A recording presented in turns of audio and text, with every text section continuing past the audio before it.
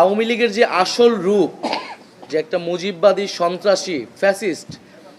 এবং একটা জঙ্গি বাহিনীতে তারা রূপান্তরিত হয়েছে, তারা তো গণতান্ত্রিক বা কোনো একটা রাজনৈতিক দলের মধ্যেই পড়ে না, সেই রূপটা কিন্তু আজকে গণ অভ্যুত্থানে এতদিন পরে আবারও জনগণের সামনে, দেশবাসীর সামনে স্পষ্ট হয়েছে। আজ 16ই জুলাই জাতীয় নাগরিক পার্টির উদ্যোগে 1 জুলাই থেকে জুলাই গণ অভ্যুত্থানের 1 বছর পূর্তিতে আমাদের যে মাসব্যাপী কর্মসূচি ছিল দেশ গড়তে জুলাই পদযাত্রা, যেই কর্মসূচির মাধ্যমে আমরা বাংলাদেশের প্রত্যেকটি জেলায় যাচ্ছি এবং সেখানে গিয়ে জুলাই গণ অভ্যুত্থানের বার্তা, জাতীয় নাগরিক পার্টির প্রতিশ্রুতি এবং সেই জেলার সেই এলাকার মানুষের সমস্যা, তাদের সাথে আমরা কথোপকথন করছি, কর্মসূচি করছি, পদযাত্রা করছি। সেই ধারাবাহিকতায় আজকে গোপালগঞ্জ জেলায় আমাদের কর্মসূচি ছিল, আমাদের এই পদযাত্রা এবং পথসভা ছিল। এবং এই পথসভাটা কিন্তু একদম আমরা যখন 1 জুলাই শুরু করেছি সেই সময় কিন্তু এটা দিন তারিখ ঠিক ছিল, তখন থেকেই কোন দিন কোন জেলায় আমরা যাব, কোন সময় যাব, এটা কিন্তু অনেক আগে আপনারাও জানেন সেটা দেয়া হয়েছে, এটা হুট করেই ঠিক হয়নি। ফলে কিন্তু আপনারা জানেন, আমাদের সদস্য সচিবও বললেন যে মুজিববাদী সন্ত্রাসীরা, নিষিদ্ধ ঘোষিত সংগঠন ছাত্রলীগ এবং আওয়ামী লীগ এবং তার অঙ্গ সংগঠনের সন্ত্রাসীরা আমাদের গোপালগঞ্জের কর্মসূচিতে হামলা করেছে। জাতীয় নাগরিক পার্টি এবং গণ অভ্যুত্থানের নেতৃবৃন্দদের হত্যার উদ্দেশ্যে তারা সেই কর্মসূচিতে জঙ্গি কায়দায় হামলা করে। আমরা যেহেতু আমাদের কর্মসূচিটি ছিল যে 64টি জেলায় আমরা যাব, ফলে সেই ধারাবাহিকতায় আমরা গোপালগঞ্জ জেলায় গিয়েছি এবং গোপালগঞ্জ জেলায় গিয়ে আমরা অন্য জেলায় যে কর্মসূচিগুলো করেছি সেই জেলার মানুষের সমস্যার কথা শুনেছি,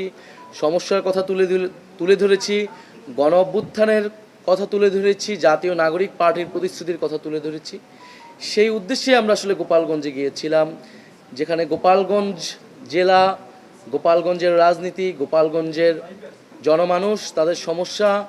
এবং জাতীয় নাগরিক পার্টির ভাবনা কি, আমরা সে বিষয়ে কথা বলার উদ্দেশ্যে গিয়েছিলাম এবং আমরা কথা বলেছি। আমাদের সমাবেশটিও সফলভাবে হয়েছে, আমাদের নেতৃবৃন্দ কথা বলেছেন, বক্তৃতা দিয়েছেন। কিন্তু আসার সময় আমরা যখন মাদারীপুর, গোপালগঞ্জ থেকে আমাদের পরবর্তী যাওয়া পথসভাটি ছিল মাদারীপুরে যাওয়ার ক্ষেত্রে সেখানে গোপালগঞ্জের ফ্যাসিস্ট বাহিনীর, ফ্যাসিস্ট আওয়ামী লীগের সন্ত্রাসীরা, মুজিববাদী সন্ত্রাসীরা হামলা চালায়, গুলিবর্ষণ করে, দেশীয় অস্ত্রশস্ত্র নিয়ে আমাদের গাড়িবহরে হামলা করে এবং সেখানে যারা নিরাপত্তা বাহিনী ছিল, আইন শৃঙ্খলা বাহিনী এবং সেনাবাহিনী, তাদের উপরে হামলা চালায় এবং এক পর্যায়ে তাদের সহায়তায় আমরা সেখান থেকে খুলনায় চলে আসি এবং আমাদের আজকের যে পথসভাটি ছিল মাদারীপুর এবং শরীয়তপুর, সেটি স্থগিত করা হয়েছে সেই